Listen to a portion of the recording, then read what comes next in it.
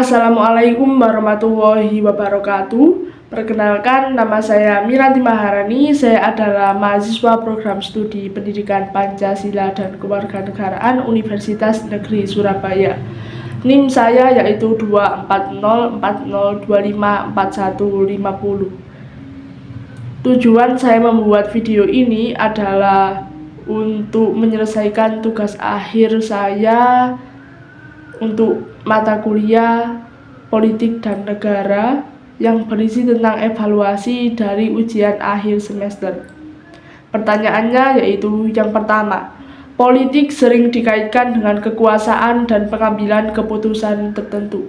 Menurut Anda, bagaimana politik memengaruhi kehidupan masyarakat secara langsung? Jelaskan dengan contoh nyata di Indonesia, seperti kebijakan pemerintah atau keputusan politik tertentu. Jawabannya yaitu politik sering dikaitkan dengan kekuasaan dan pengambilan keputusan. Kekuasaan politik diartikan sebagai kemampuan menggunakan sumber-sumber pengaruh untuk memengaruhi proses pembuatan dan pelaksanaan keputusan politik, sehingga keputusan itu menguntungkan dirinya, kelompoknya, ataupun bahkan masyarakat pada umumnya. Oleh karena itu, politik mempengaruhi kehidupan masyarakat secara langsung, terutama pada kehidupan sehari-hari. Salah satu contoh nyata di Indonesia adalah kebijakan yang terkait dengan sumber energi, seperti BBM yang seringkali dipengaruhi oleh politik. Meskipun dengan harga yang diturunkan atau disubsidi tidak seberapa, sering digunakan sebagai alat politik untuk memenangkan dukungan dari rakyat pada saat pemilu.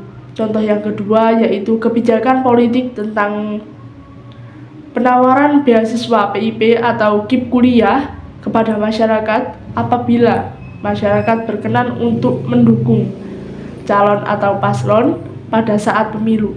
Kebijakan ini juga sering digunakan sebagai alat politik untuk memperoleh dukungan suara dari rakyat untuk memenangkan pemilu. Soal yang kedua yaitu bagaimana peran Pancasila sebagai dasar negara dalam menjaga stabilitas politik di Indonesia. Jelaskan dengan contoh. Jawabannya yaitu Pancasila sebagai dasar negara secara terminologi dapat diartikan sebagai landasan dan sumber dalam membentuk dan menyelenggarakan negara. Dasar negara juga dapat diartikan sebagai sumber dari segala sumber hukum negara. Pancasila sebagai dasar negara juga memiliki peran dalam menjaga stabilitas politik di Indonesia, yaitu berperan memberikan arah dan tujuan dalam pembentukan undang-undang, keputusan-keputusan, atau kebijakan yang akan dihasilkan. Peran yang selanjutnya yaitu menjadi dasar bagi pelaksanaan demokrasi di Indonesia.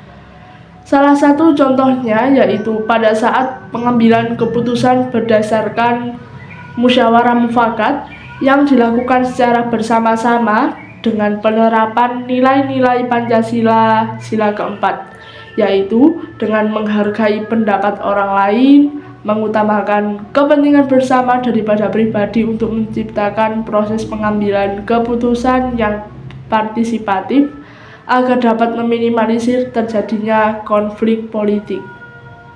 Soal yang ketiga, analisislah kelebihan dan kekurangan sistem multipartai yang diterapkan di Indonesia. Berikan contoh kasus yang nyata yang merupakan pengaruh sistem ini terhadap stabilitas pemerintahan. Jawabannya yaitu sistem multipartai adalah sistem kepartaian di dalam sebuah negara di mana terdapat dua atau lebih partai politik dan tidak ada satupun partai yang memegang mayoritas mutlak. Dalam penerapan sistem multipartai memiliki kelebihan dan kekurangan sendiri-sendiri. Kelebihan dari sistem multipartai yaitu memiliki peluang lebih banyak dari berbagai kelompok masyarakat untuk menyampaikan aspirasi mereka. Juga memungkinkan terjadinya peningkatan partisipasi politik karena rakyat memiliki banyak pilihan dalam memilih wakil mereka.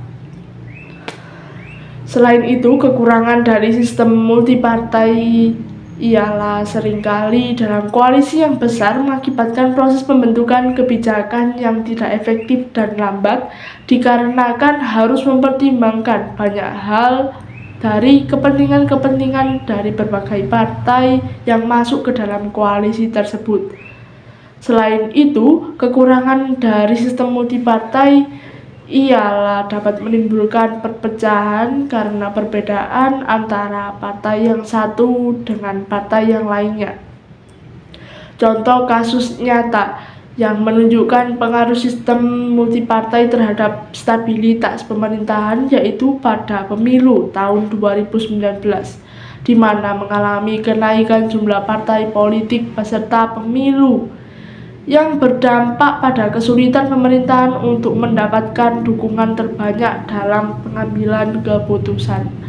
Untuk soal yang keempat, yaitu dalam sistem politik di Indonesia, partai politik memiliki peran strategis, namun tidak jarang partai politik lebih mementingkan kepentingan elit daripada masyarakat. Jika Anda memiliki wewenang, langkah apa yang akan Anda ambil untuk mereformasi partai politik agar lebih inklusif dan demokratis? Yang akan saya lakukan apabila saya memiliki wewenang, langkah yang akan saya ambil untuk mereformasi partai politik agar lebih inklusif dan demokratis, yaitu dengan peningkatan partisipasi politik masyarakat dengan menggunakan warga negara dalam menentukan segala keputusan dan kebijakan yang akan mempengaruhi hidup masyarakat.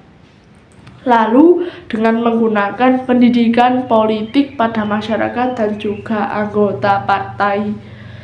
Karena dengan pendidikan politik ini dapat meningkatkan kesadaran akan hak dan kewajiban politik dari masyarakat dan juga anggota partai.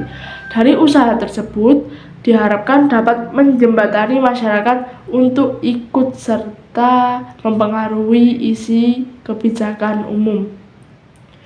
Untuk soal terakhir, nomor 5, yaitu bagaimana Anda menganalisis hubungan antara visi dan cita-cita nasional negara Indonesia sebagaimana tertuang dalam pembukaan Undang-Undang 1945 dengan dinamika politik saat ini.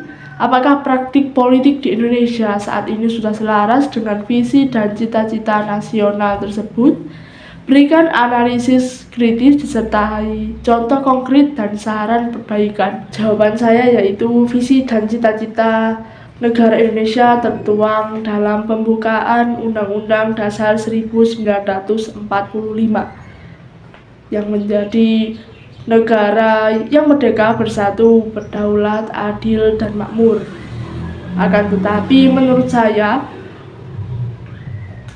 praktik politik yang terjadi saat ini saya rasa belum selaras dengan visi dan cita-cita negara Indonesia, karena visi dan cita-cita tidak saling mendukung dengan dinamika politik saat ini, dengan banyaknya kasus-kasus yang terjadi seperti korupsi, penyalahgunaan kekuasaan, lalu penyalahgunaan kedaulatan yang seharusnya berada di tangan rakyat. Ini dapat menghambat perwujudan dari visi dan cita-cita negara Indonesia.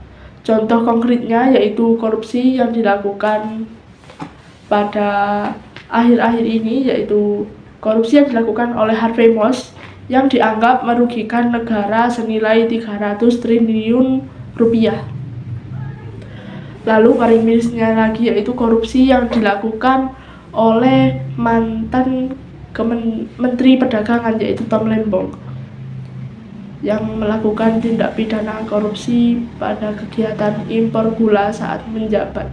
Selain itu, penyalahgunaan kekuasaan yang dilakukan oleh Anwar Usman pada saat pemilu 2024. Anwar Usman yang saat itu menjabat sebagai Ketua MK menjembatani Gibran untuk maju ke Pilpres 2024 yang mengubah tentang perubahan usia untuk capres dan cawapres yang menjadi kecurigaan dan keresahan publik, yaitu karena posisi Anwar Usman sebagai adik ipar Jokowi yang menimbulkan dugaan dari masyarakat, yaitu politik dinasti karena penyalahgunaan kekuasaan dengan menyetujui Gibran maju di Pilpres 2024 ini, yang bertolak dengan prinsip keadilan yang seharusnya menjadi visi dan cita-cita negara. Saran untuk perbaikan yaitu dengan memastikan segala sistem hukum yang ada harus berjalan dengan tegas, harus ditegakkan dengan adil, segala proses pengambilan keputusan politik seharusnya dilakukan dengan transparan agar dapat memperkecil peluang penyalahgunaan kekuasaan. Hal ini dilakukan untuk upaya mewujudkan visi dan cita-cita negara Indonesia. Sekian isi dari video saya. Terima kasih. Wassalamualaikum warahmatullahi wabarakatuh.